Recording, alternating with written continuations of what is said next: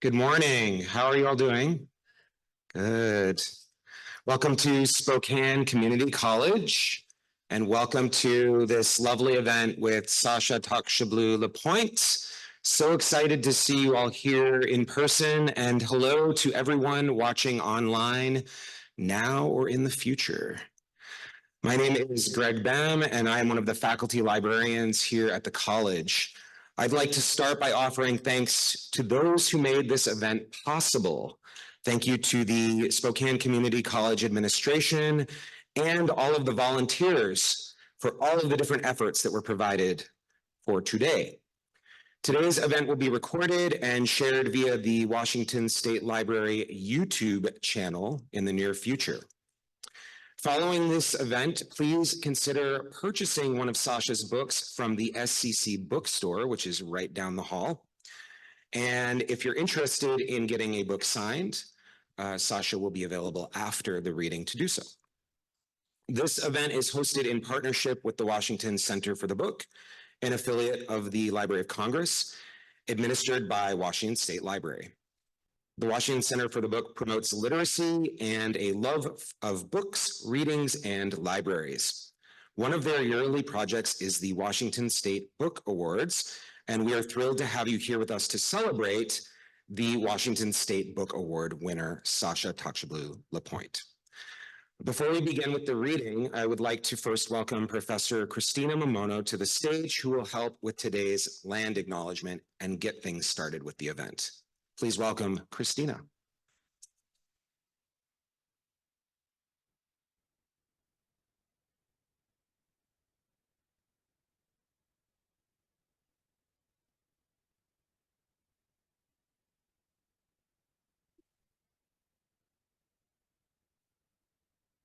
Good morning. I just wanted to take a moment to welcome you to Spokane Community College. We have a land acknowledgement, and the land acknowledgement is precious because the land that we're on is sacred. And when we acknowledge Indigenous ancestors and brothers and sisters, there's a stewardship that comes along with that. And that stewardship is promoting spaces of inclusivity and spaces where Indigenous leaders can be present and visible and lead with in Kiltura we have a word called aini, which means for the common good. So I just wanted to take a moment to say that when we do land acknowledgements, they mean so much more than just the reading of them. So just 1 second.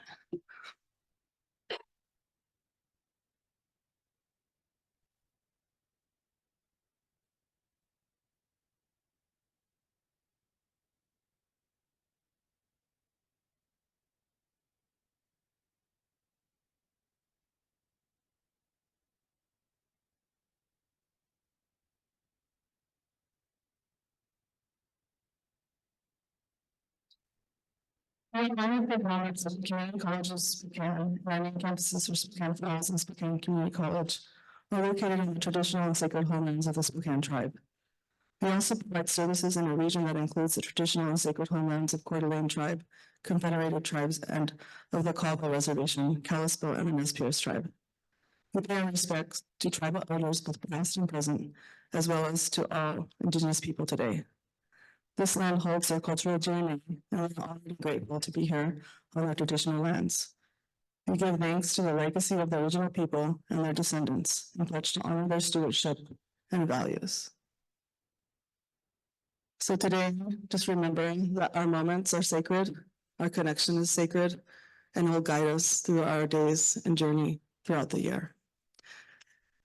Please welcome Sasha. I'm sorry, Greg's gonna welcome her up here.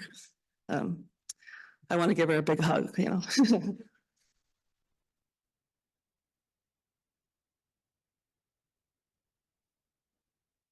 Thank you, Christina.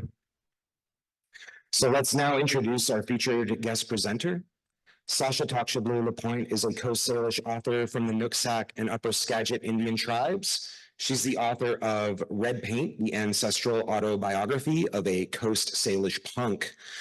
which is the winner of a Pacific Northwest Book Award, the Washington State Book Award for Creative Nonfiction Memoir, and an NPR Best Book of the Year.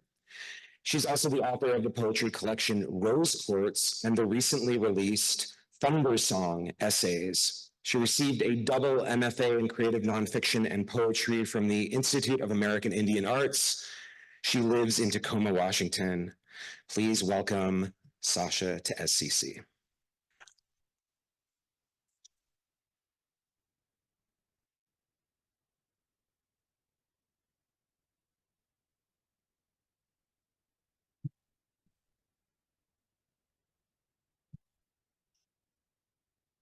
Well, Gulapu Deishad, Ischal Chuf, CEAB, CIAA, taqws əblu Taqwał Nuksak, Gwal Skagit. Hello, welcome everyone. It's an honor to be here with you all. Thank you for being here. My name is Sasha taqws əblu LaPointe, and I'm from Nooksack and Upper Skagit. Thank you, Greg, for having me here. Thank you, Christina, for your words. Thank you to the college for hosting me. This feels really special to kind of be here sharing my story. It's still wild to me that this is a thing in the world, that my story is an actual thing. And so I feel like a big gratitude about that. I'm going to talk to you guys about stories. Obviously, they're important to me, and kind of my process and how stories guide me. And for those of you interested in creative writing and storytelling, hopefully this is helpful or interesting. I do want to start with, Greg reminded me that it's Poetry Month. And so I thought I would start with a poem that I wrote about. There is an exhibit at Seattle Art Museum that I have often visited. My great-grandmother, my namesake, she has a cedar woven dress in a case there that she had donated. And it's a really strange thing. It's beautiful, but like, it's a strange thing to go see something that is now in a glass case. So I used to go see it when I missed her, when I was lonely. It felt like visiting her, but obviously it was layered, it's complicated. So that is just a little bit of context for this poem. But thank you.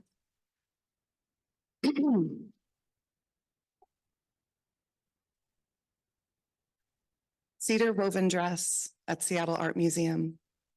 The year I am born, they carve a maiden from the trunk of an ancient tree. My grandmother does the blessing, dressed in cedar, hands to the sky, feet at the tide, palms up, palms full of story. The maiden marries the sea, becomes ocean and sea kelp for him, a promise of fish returning, a union of abundance to keep her people from starving. I am born lonely, an inheritance of grief and wanting, muscle memory of seashell, and the fear of ever going hungry. For years, we swap the story. I watch the bones of her cheeks as they sink and star into barnacle. Everything dies eventually. I say it out loud to an empty gallery. Words echoing museum white against a glass case encased inside the dress, cedar woven and donated. Every day I present to the shape of her my accomplishments, everything I've ever done, an offering. Pages, heartbreaks, trophies, degrees, awards, a stillborn. The display creates an illusion of body, ghost-like, the form filling up with nothing. So I punch my fist through the glass as the alarm begins its screaming, and the people come running from the beach up the stairs to see me torn apart and bleeding. Skin shredded, knuckles cut open and sparkling as they splinter like rubies in the glass. I drag myself through the broken opening, clothing ripped, body gutted and glistening like fish. What's left is practically nothing. Skeletal, bone wet and shining. I crawl inside and the people are surprised when I don't slip into it. the dress, the cedar woven shape of her. They don't understand. I never intended to fill it. Instead, a body cut like a promise, blood ribboning, I curl into her would-be arms, like a baby, like I used to be, the memory of being held by something, like oceans, like language, like story, like grandmothers and whales and maidens who give themselves up freely to the deep to keep their people from ever going hungry. Thank you.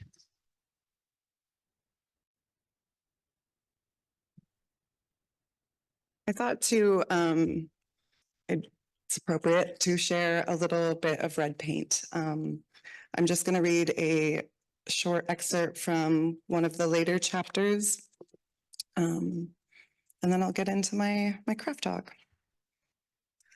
Also for context, this happens later in the book when I have finally made my way to the place where my ancestor lived, and it was a really hard journey, a long time to get there, and to kind of be on this land that where she existed and lived.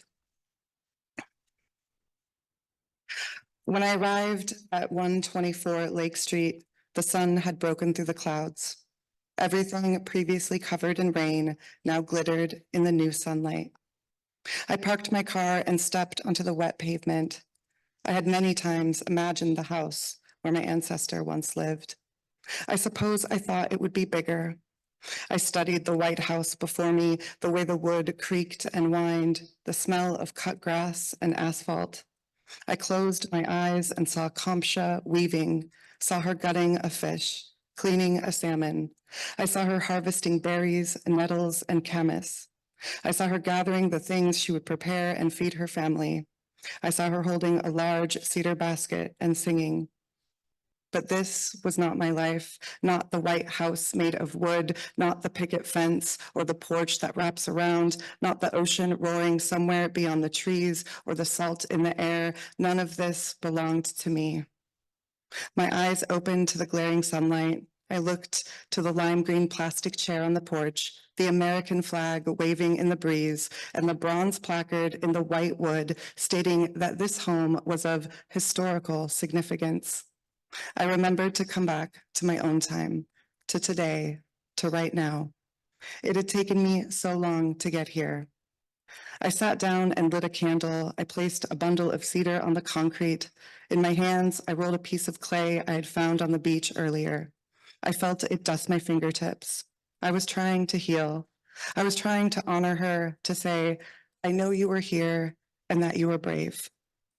I hate the word brave, like I hate victim, survivor, or squaw. I was tired of the names white people had given us. Jane was my ancestor's English name. Did she forget her Chinook name, her Indian name? Did the English erase it? Did she forget she was called Kamsha long before she was ever called Jane, or Indian, or wife, or mother? I was tired of being brave. I would rather be something else, carefree, an aging millennial, someone who enjoys listening to the Cranberries and Cyndi Lauper on road trips down the coast. Call me a writer, call me a riot girl, call me Coast Salish or poet. Call me a girl who loves Nick Cave and night swimming and ramen and old Bikini Kill records. I no longer wish to be called resilient. Call me reckless, impatient, and emotional, even indigenous. Call me anything other than survivor. I am so many more things than brave. Thank you.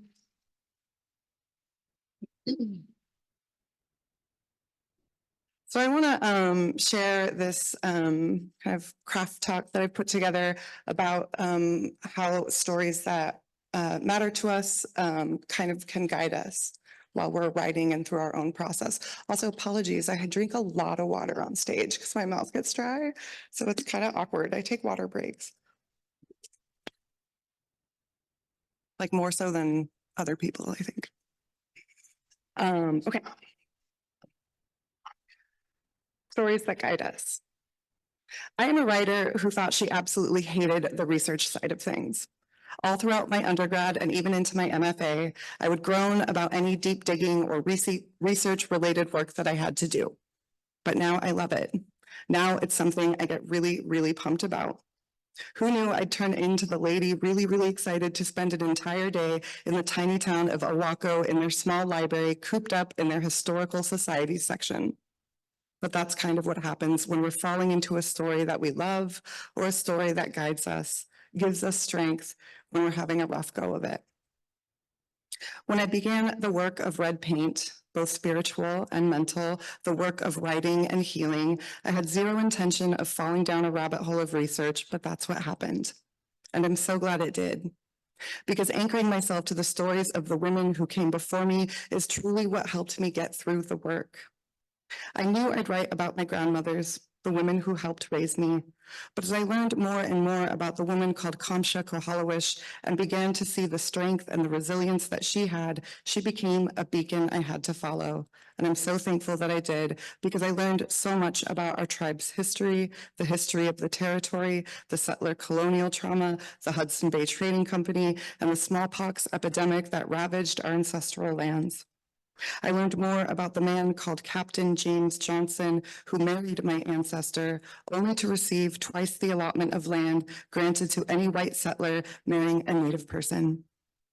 I learned about the shack he built on the edge of the property line, the one he made her live in because Natives were not allowed in white households. But above that, I learned so many beautiful things about who Kamsha was. I learned about her strength as the sole survivor when the smallpox wiped out her entire village. She was only 9 years old. I found poems written by her daughter that spoke of the power and beauty of the wild blackberry. I learned she was the first Coast Salish woman to be a school teacher in the Chinook territory. So I chose to tether myself to the stories of these women, specifically their strength, because I needed it. And here's why. I feel like I always bring this up. And it's never simply to just roast myself or be self-deprecating. It's because I think it's really important to talk about failure. And it's something I wish artists, writers, anybody really were more open about. We can learn a lot from our failures. I know I did. I wrote the draft of a failed memoir. Little Boats was my story, but it was always missing something. It was an account of every bad thing that had ever happened to me. It was a sad story. But there was nothing grounding the reader in it, because there was nothing grounding me.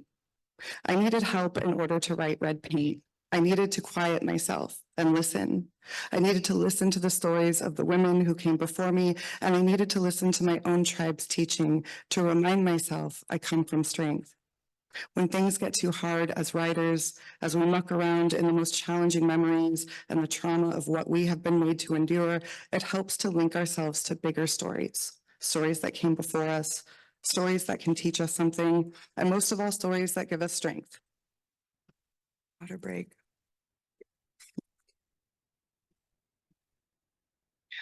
I think of other writers who do this, writers that I love. In Julian Agun's absolutely stunning book, No Country for Eight-Spotted Butterflies, the writer shifts the direction of an entire essay at the very end, from being about the author's own grief. After losing his father to cancer when he was just a boy, he says there's a line how he wished for wings. Then he zooms out and onto his sister. I want to share just a small excerpt from the essay I'm talking about. So through this essay, we're so close with the author, like as he's, moving through this grief as a child, and then this beautiful thing happens at the ending. We all bore that heaviness, my sister most of all. I know this because once when I was 10 and she was 11, I found her outside in the middle of the night wearing nothing but my dad's old shirt, which she had washed one too many times and which she said no longer smelled like him. Though it had been only a year since he died, I was beginning to be able to read the signs. I could see the emptiness in her eyes. I changed my prayer right then and there. I prayed for her wings, not mine. So this shift broke me open in such a way I was floored. The whole book is this way, but in this small shift, the author reminds us ours is never the only story in the room. When we tell our stories, we're telling the stories of our family members, our loved ones, our ancestors. It can make our stories come alive and have a heartbeat and a strength when perhaps before they didn't, or they were quiet or weak. In Tay Tibble's collection of poetry, Pocahontas, she is telling the story of moving through the world as a Maori woman. She is telling the story of her land, her lineage. There is a history of violence, of trauma, but she tethers herself to the strength of her ancestors. I want to share a short poem by Tay Tibble, who is an incredible author, and please go read her work. We just had a week-long tour where we got to read together every night. She's incredible. Please check her out. This is called Starry Nights in Nelson. My Nana is a wallflower, but a flower nonetheless. This means she is always being looked at her expense. When she was born with a new kind of beauty, the type that truly ached in the 50s. Brown skin stretched over white stock bones. She had her father's height and his perfect featureless features set alight by the warmth of her mother's black sand eyes and hair. But hers was so long and so straight that it was dizzying to look at, like looking at the stars in a place where there is only sky and feeling awed but terrified by the great burning darkness. It's the kind of beauty that makes men crash cars, abandon wives, and launch ships. Unfortunately for her, all of this is very loud, and my Nana is a wallflower, but a flower nonetheless. So I think that this whole book, that's from her collection, Pocahontas, but there's so much happening in it. And I think in a similar way that I'm interested in tethering myself to the stories of my ancestors, she's telling her histories, her people's teaching, and also her own stories as moving through the world as a contemporary Maori woman, dancing to the Pussycat Dolls, falling in love with a Maori activist, wearing aviators in the club, etc. There are so many ways you can let stories be your guide. In Kavai Strong Washburn's breathtaking book, Sharks in the Time of Saviors, it's one of my favorite novels of all time. Please go read it. The author pulls in ancient Hawaiian mythologies in order to tell a very contemporary story about the colonization of the islands and about climate change.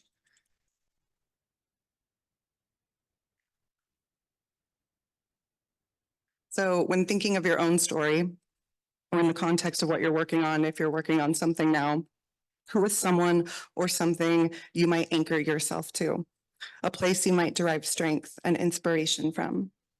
In Red Paint, I chose to learn from the lives of the women who came before me, their personal history, their Coast Salish teachings, their stories. I read historical documents, listened to audio recordings, read letters passed between cousins and old newspaper clippings. But I also listened to my mother's stories, my grandmother's, and the elders in my community. There are so many different approaches to research and different ways to incorporate story. I want to share an excerpt from an essay. It's in Thundersong about our tribes. We have a story, Basket Woman, Basket Ogress. It's a really scary story. Growing up, it's kind of like our tribe's boogeyman, you know, like if you go out after dark, Basket Woman's going to snatch you up. This used to scare me so bad. But in approaching one of the essays for Thundersong that deals with missing and murdered Indigenous women, I kept coming back to Basket Woman and started to see her more as a protector instead of a boogeyman. So this is an excerpt from that. My great-grandmother told us stories by the fire. They always began this way. Al Turi Tuhak, a long time ago. The first time I heard the Basket Ogre story, I was young. We were camping out at my great-grandmother's beach property on the peninsula. I remember the sword ferns casting shadows on our faces as we sat next to the crackling flames. We sat on split logs and damp earth. The trees towered in the distance. Beyond our circle, a ladder to the beach, then the sound of waves crashing. Around the fire, it was warm. A family bathed in amber light and the smell of cedar burning. But if you stepped outside of the circle, it was only shadows and branches. Trees bending and creaking, the darkness had a sound. When I think about stories, specifically the stories that were my anchors, my safe harbor, it's impossible not to think of Basket Woman. As an Indigenous woman, the threat of disappearing is always there. It looms over me at all times. When I try to write about this feeling, I return to her.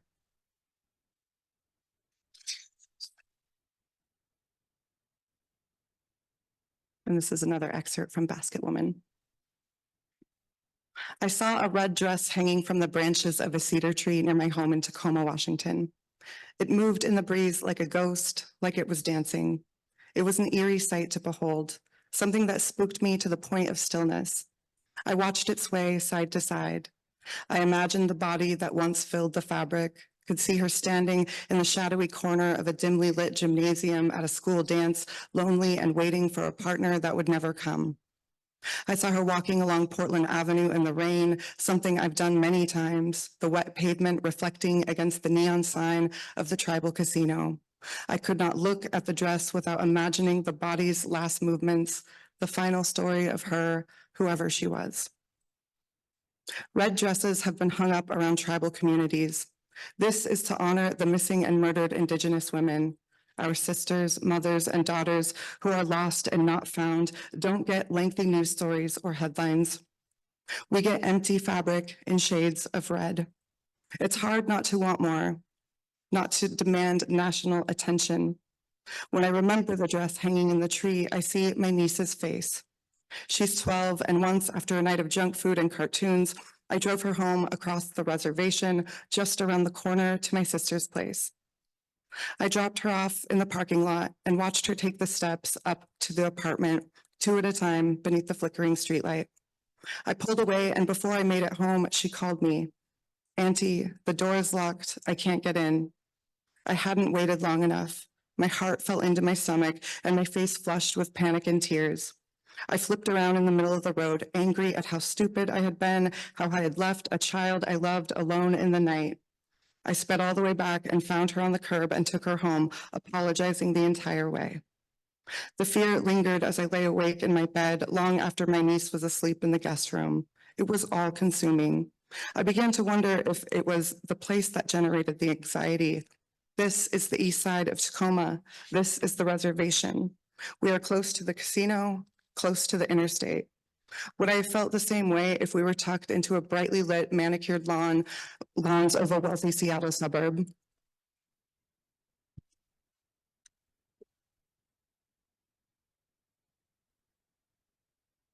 Would I have felt the same way if my niece had been locked out of a large house in a gated community where every house had an alarm system? But that isn't our reality. Safety is something we have to work for. I went to bed plagued with fear and guilt, and I dreamt that night of a story, one I could recite from memory. In my dream, I was chasing my niece through a dark neighborhood, but as I ran after her, stretching my hands out, she was always just out of reach. That's when I noticed something was behind me. I heard heavy footsteps, smelled sap and fire smoke. I turned to face the thing that was stalking me, but woke just before Basket Woman came into view. When I first learned of Basket Ogress, Basket Woman, she scared me more than anything. Al Tootie Too Hawk, a long time ago, there was a Basket Woman. Sometimes her basket was woven of cedar, sometimes it was made of snakes. It differed depending on the storyteller. Her basket was the constant, always big enough to snatch up small children and carry them off into the darkness. Basket Ogress could make children disappear. The versions of the story would change. Sometimes the children outsmarted the woman, sometimes they were able to get away. But the details of the kidnapping were what stuck with us. My sister and I would huddle close in our tent long after the adults went to bed, too scared to brave the darkness and the trail to the outhouse. We'd ignore our bladders until we couldn't take it. We'd hold hands the whole way, and when one of us was in the outhouse, the other would stand watch, shivering and staring at the bit of trembling light coming through the carved moon in the wooden door. What was more frightening than each snapping twig or rustling fern was that we knew she was coming. We were so sure she was out there, waiting for us. Each time our grandma told the story, she'd insist that if you don't misbehave, if you mind your elders and don't wander too far, you'd be safe from Basket Ogress. But even at a young age, I questioned my goodness. I'd stand perfectly still outside as my sister hurried in the toilet, convinced I'd be the one taken because I was the bad one. I never said it out loud, but it was as certain as anything. Al Tootie Too Hawk, a long time ago, there was a basket woman. And I am grateful for the story, for the words our grandmothers chose, for knowing the fear of going missing might actually teach us something. So I ask you now to consider your own story, the story you are trying to make sense of. There's no way I could have felt safe in the research I was doing without Basket Woman. To consider missing and murdered Indigenous women is to consider my niece's safety, my own safety. In listening and re-listening to the stories of Basket Woman, I felt held by something bigger than myself. I felt guided by the teachings inherent in my grandmother's stories. I discovered something about Basket Woman, that she was never a villain, rather a protector. Incorporating her story into the work I was doing was the only way I could go on, that I could stick with it. Because sometimes when our stories go too dark, it's important to find the light necessary in telling them anyway, and not to let them become our undoing. So what is your story? What is something you can tether yourself to when you are considering the ways you are made to feel unsafe? I use stories from my own lineage, but what can you use? What can you learn from your stories? So I have a prompt, if there are creative writers in the room that like something to leave you with.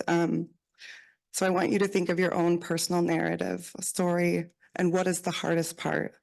What part of it scares you? When do you feel most alone in this story? Now imagine someone, an ancestor perhaps, a beloved childhood hero, it could be anyone. I don't want to pretend that we don't all share the privilege of being connected to our stories of origin. Some people don't have that. I consider myself very lucky. So pull from what you can. What's there? What do you know? Is there an ancestor you can attach your own voice to? Or is there a beloved character from a story, someone that just gives you strength, that guides you? A classic fairy tale or folklore. You can use someone from your past. What can you learn from them? What can they teach you? This is where the research part of it comes in. So whatever you choose to anchor yourself with, whatever that story, that ancestor is, just dive into it. Learn all you know, learn all you can about that story, that person, that ancestor, and explore the ways their story aligns with your own. And let that be your safe harbor. Let that guide you. I think we can open it up for questions. Yeah, is that? Thank you.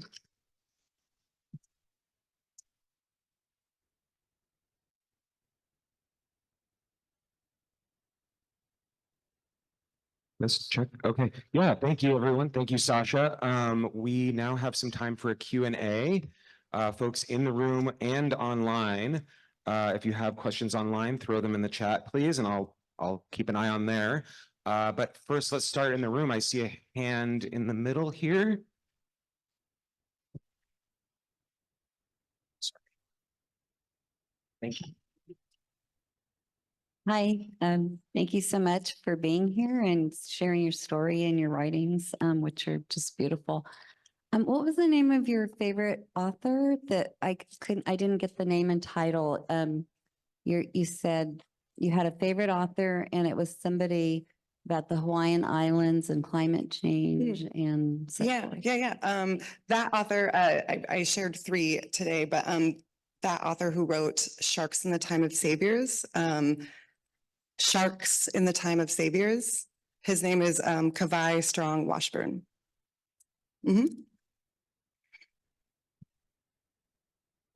Oh, I wish I had 360-degree vision, but I don't. Just first, thank you so much. Really enjoyed this. You talked a lot about like tethering yourself to your ancestors, but I'm curious if you could talk a little bit about generations forward and how you find how you find yourself connecting, you know, with the future generations through your work. Yeah, I mean, I think it's impossible not to consider future generations. As a Native woman, I guess I feel connected every time I engage in my culture and like learn that. And whether it's, you know, my uncle's teaching me how to carve a canoe paddle or language class, these things that like keep our culture and our traditions alive. I think of that when I think of my nieces and nephews, that I want them to be in a world where that is so available to them. And I guess I consider it that way. Like, yeah.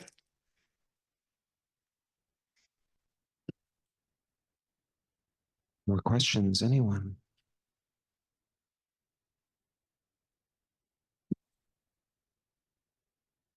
Thank you once again, and congrats on the Washington State Book Award. And I know that there have been a lot of conversations spurred just in our academic communities here in Eastern Washington because of your book, so thank you. I was wondering if you had a thought about, especially given the reading about the names that are applied to Native women or natives and not wanting to honor those or hear those anymore, but just the role of balancing generational trauma as a source of stories, but also not focusing on that solely and moving forward with that hopefulness that you're talking about, and how you balance that as a writer or a storyteller. I think that it was important for me, especially in the work I was doing for Red Paint. Like I didn't want the focus to be on, of course, it's part of it, that intergenerational trauma, right? This historical trauma that's real, like it's not a part of my story. But what I really wanted to shift the focus and balance more was, if there's this idea of intergenerational trauma and historical trauma, isn't there also intergenerational strength? And that's what I really wanted to focus on, like rather than just have like a sad victim story. It's like I come from, yeah, there's some sad things in this book for sure, but there's also a lot of power in it. And so I wanted to balance it that way, to like have readers not have that takeaway of like, oh, this poor Indian woman and all of her trauma. I wanted them to walk away with this like knowledge of, oh, actually there's a lot of power and strength in Coast Salish women. So yeah, but it was definitely something I was aware of and wrestling with. I have a question online, a couple questions, but I'll start with one because I know there's more in the room here. What did you do with your quote unquote failed memoir? Were there pieces you carried forward in your future writing? Yes, I love this question because I put Little Boats away for a long time. Took a big break from writing after that monumental failure. It was like 490 pages. It was crazy. It was really long. But after all of the work that went into that and that sort of failure, and realizing that this was my story, but not necessarily how I wanted to tell it, I took a break. I just bartended and waited tables and joined a band and just didn't write for a long time, and kind of like put that story away. But recently, to answer the question about if Little Boats is, what did I do with it? I recently finished a draft of a fictionalized version of Little Boats. That was really empowering to do, to kind of take that story, that memoir that's based in my experiences as a teenager growing up on the Swinomish Reservation, but to take it and change it into fiction felt really, really empowering. So I've just finished the draft, and someday it will be a thing. I have a question. Could you talk about the significance of red paint with your cultural background and your tribe or your family? Because there's like different layers there. Yeah, definitely.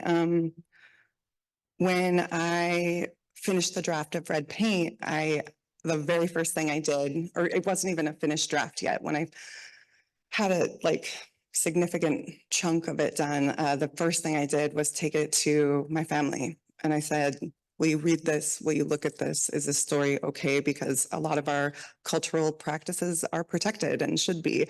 And I wanted to make sure that I was talking about it respectfully. And, you know, there was a couple things that my mom was like, you can't say that. You can't share that. And I was like, noted, took it out immediately. But the red paint, I come from a lineage of longhouse dancers in our ceremony, our longhouse ceremony. Red paint was the symbol of the healer and the medicine worker. So if that answers your question. Yeah. Online, we have another question. How can those who don't know about their ancestors, and then in parentheses, African-American descendants of slavery, find a way to connect to their ancestors? I think I was recently talking about this with someone I love very much, and we were kind of wrestling with this. And I think that that's hard. Like, I don't understand that experience, you know, but I think that reading, like finding stories, poetry, like reading poets, reading up like African-American writers, and trying to engage in it that way, I feel like is a way to go. But that's a really hard one because, and I think that's why it's important when I say like we don't all have the privilege of being connected. I consider myself really lucky, and I know that there is an absence of that and an erasure, and that's really, really hard. So I hope that's somewhat helpful.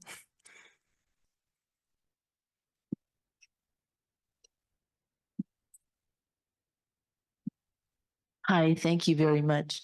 There was part of your book that really spoke to me, and it's connected to what you just shared now. And that was about you feeling that you didn't belong and that you didn't have a home, that everything was kind of temporary. And you know, that's something I've kind of felt, is that I don't have a place. I don't have a home. I know a little bit because my mother's done some genealogy. I know a little bit about ancestors, but it strikes me that I think kind of what you're saying and looking back at folk tales, you know, things that have been important, is that maybe we get to adopt some ancestors, and you know, find connections there, and, you know, try to make a place wherever we happen to be, the place that we belong. A line from one of Alice Walker's poems has always been powerful to me, and that is, know that where you are is paradise, even if no one else knows.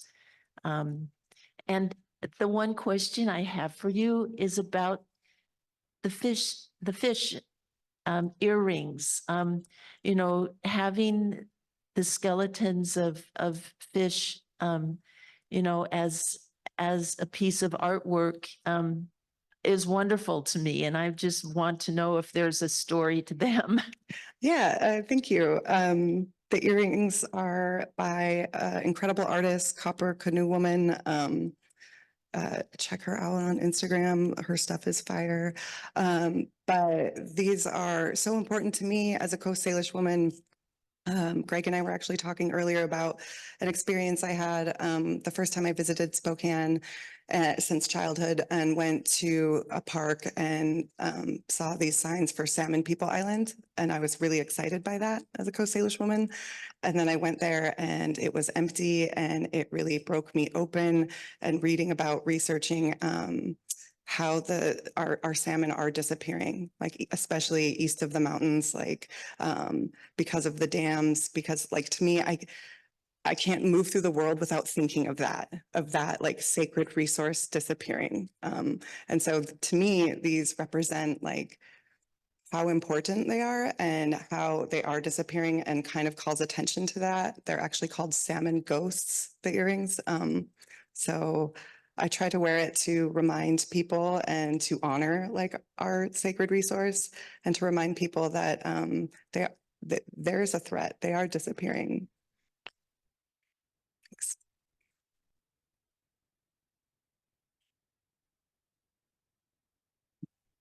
Morning. You mentioned healing a number of times during your talk. And so how would you suggest people go about that who aren't the creative writing type?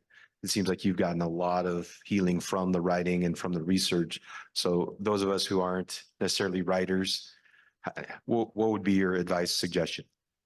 I think if you even, you don't have to be a storyteller or a creative writer to engage in healing. But I think that finding that whatever practice, like whatever, how you move through your daily life, and find something that reminds you that you're allowed to honor yourself and to feel safe and to have a voice. That's really important. That's part of it. Creatively, like it doesn't even have to be creatively, but find that thing that makes you feel really, I don't know, that just honors yourself and reminds you that you're important and you deserve healing. Any other questions from folks in the room or online?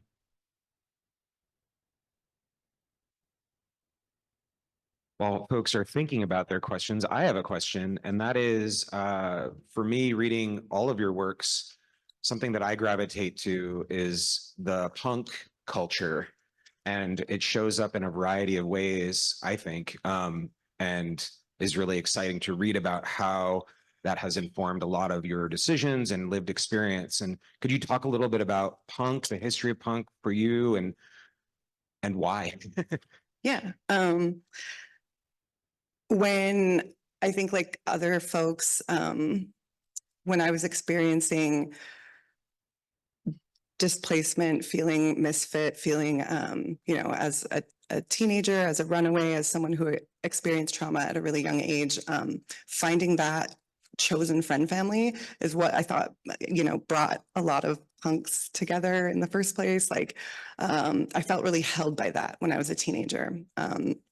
If, for a moment, my home life wasn't safe and wasn't giving me what I needed. And I found that care and that love in like basement punk shows as a teenager. I used to hitchhike to Seattle and go to these shows and be like, what, this is amazing. And meeting people that are still like very dear to me and part of my life still. And also something about the music and the anger in it. When I first heard a couple Bikini Kill songs, in particular, White Boy. I was a teenager and I had never heard someone sing and scream about things that I had experienced. And for me, punk was like a kind of gateway into poetry because of that. And it just, from the get-go, was a place where I felt really held and really safe, like with that friend family. That doesn't mean I didn't realize. And as I grew older, was like, wait a minute, looking around the room, being like, there's not a single other Coast Salish or Native person, like, growing up and realizing that it felt a little bit like a white boy party was hard for me. And I was like, wait, where are the indigenous punks? And later, like, I found them and they exist. And I think that the music scene is changing and having more space for Indigenous folks. And I think that's really important. But yeah, punk is like, someone asked me, I'm sorry, now I'm rambling. Now you got me started. Someone asked me how, if I were to think about my ancestors and the word punk is, part of the title in red paint, they're like, how would punk apply to your, like, say your grandmother, great grandmother? And I was like, whoa, wow. But I thought about it and I think that it's also about, finding strength and empowerment and fighting against oppression and fighting against erasure. She was a language revitalization activist. Like, that's super punk. Like, she literally was like fighting against the colonizers' language that meant to erase the Lushootseed language. So I feel like punk it's part of that too. Okay. Thank you. All right, I don't see any other hands raised or questions in the chat online, so I just want to invite everyone to thank Sasha once again for sharing her work today. Thank you. Thank you, Sasha. Everyone, once again, her books are available in the bookstore just down the hall, and we'll be hanging out just outside for signing and conversation for a few minutes. Thank you all and have a wonderful day.